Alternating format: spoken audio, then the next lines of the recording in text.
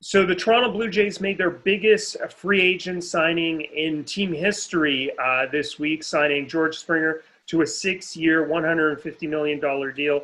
I'm here with Rob Longley, the Toronto Sun sports columnist, to break it all down. So, Rob, tell us, what does the George Springer deal mean for the Jays, and what does he bring to the team? Well, Mark, it means a lot, really. It means that this franchise is serious about being a contender. It means it's serious about building upon the promise they showed last year and getting into the playoffs for the first time since 2016. It means they're serious about adding a veteran presence to that great group of young players we've seen develop over the last couple of years. And it's a big statement to the rest of baseball that they're committed to being a big player in the market and in the American League. And in terms of Springer, the Jays are getting exactly what they need. As I mentioned, they've got these young kids who we've seen develop at such a good pace and have brought so much excitement. But when you have a group like that, you really need a veteran who can lead them.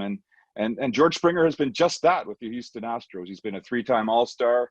He's been a World Series MVP. And he's considered one of the best leadoff hitters in the game. And as a center fielder, his defense is known as a plus defender. So they're getting help defensively. They're getting a great guy to hit leadoff, and they're getting a veteran presence and in the biggest splash that they've made in the offseason in a long, long time. You know, Jays fans were hungering for a deal like this. They were thirsting for something big like this. How important was it for the Jays to go out and land one of these big top tier free agents? I think it was important for fans, Mark. I mean, we hear it all the time that Rogers and this management group isn't willing to spend money. And I think that was a bit of an unfair knock on them because there was a bit of a rebuild. And generally, they haven't had a whole lot of success doing it through free agency. So it's nice to placate the fans a little bit by doing that. But I think more importantly, it's a message to the players, players that have bought into the system and have bought into the player development programs that are in place, that they're serious about being contenders. And when you go and add a guy like that into the clubhouse, a guy like George Springer, who's been there, I mean, he's one of the best playoff performers going, who's been there and can provide that leadership, I think it's sending a very strong message within the clubhouse as well as the fan base. And I think that it'll be interesting to see how that develops, but I don't even know if you could place a value on how significant that is. Starting pitching is also a big question mark for the Jays still going into this season. What do you expect to happen on that front in terms of the Jays maybe lining up some of the other starting pitching options that are out there? Well, the one thing we do know, Mark, is that they're not done. The Jays aren't done shopping. They're not done looking at free agents and looking at the trade market. And I think the way the offseason was always going to unfold for them was they wanted to get the big fish first.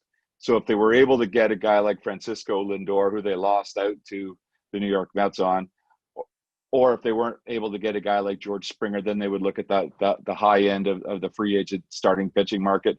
But now that they've spent that money on George Springer, 150 million US, as you mentioned off the top, now they will fit in the pieces with with starting pitching. Trevor Bauer is still out there. Obviously, he's the big fish in the starting pitching market. I'm not so sure that they can afford another $150 million contract, but I'm sure they'll kick the tires there. But I think the key here is now that they've got a glut of position players, they've got 4 outfielders, and they've got a couple guys who can play DH. I think they're going to explore the trade market to get another starting pitcher because really you can't have enough starting pitching, obviously, and the way baseball is going right now, it's so key to success. So do you really want to have this great batting lineup and not have a deep enough rotation? It's an obvious priority for them. They've got Yen-Jin Ryu. They've got Nate Pearson, the promising prospect who we would expect big things from again this year. But they're really going to need another strong arm in that rotation to be considered true contenders in the American League East. So before I let you go, Rob, I got to ask you, you've got this emerging core of young players. You've got Vladdy, Bo Bichette, Kevin Biggio, Nate Pearson, and then you've got these established players like George Springer. So what is the future like for Blue Jays fans and the team over the next few years?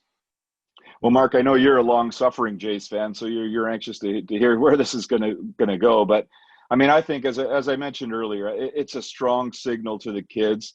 And remember, Vladdy Guerrero and Kevin Biggio and Bo Bichette and Lourdes Gurriel, they're all under affordable contracts for the next 3 or 4 years.